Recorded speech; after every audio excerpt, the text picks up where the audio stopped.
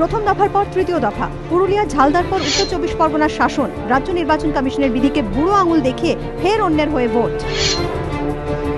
দেখুন কিভাবে এক মহিলার হয়ে ভোট দিয়ে দিচ্ছেন এই যুবক। ঘটনাটি ঘটেছে শাসনের উত্তরপাড়া অবৈতনিক প্রাথমিক বিদ্যালয়ের একটি বুথে। নীরব দর্শক প্রিসাইডিং অফিসার। কে এই যুবক? স্থানীয় তৃণমূল নেতৃত্বের দাবি, সরাই গ্রামের বাসিন্দা এই যুবকের নাম বাপি, তৃণমূল কর্মী। যদিও তৃণমূলের উত্তর 24 পরগনা জেলা পর্যবেক্ষক তথা রাজ্যের খাদ্যমন্ত্রী জ্যোতিপ্রিয় মল্লিকের দাবি, বাপি নামে শাসনে কোনো তৃণমূল কর্মী নেই। আমাদের কর্মী না, আমার না, আমার ভয়েস দিয়ে বলুন, চিনেই না তো। চিনলে তো আমি বলে দেবো না সিপিএম, চিনলে বলে দেবো না চিনলে বলতে দেবো না সাধারণ মানুষ। তৃণমূলের কর্মী নেই, আমাকে ডিজাইন করতে আপনাকে আমি বলে দিলাম। আপনি 100% লিখে নিন যে জ্যোতিপ্রিয় মল্লিক জানিয়ে দিন তৃণমূলের কর্মী না।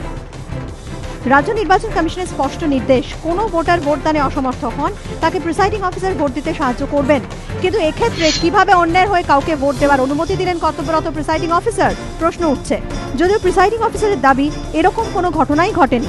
গত 11 জুলাই পুরুলিয়া ঝালদার একটি বুথে এক ভোটারের হয়ে ভোট দেন এক তৃণমূল প্রার্থী। পরে তিনি বলেন ভোটারের হাত কাঁপছিল, তাই তিনি নিজের হাতেই ভোট দিয়ে দেন।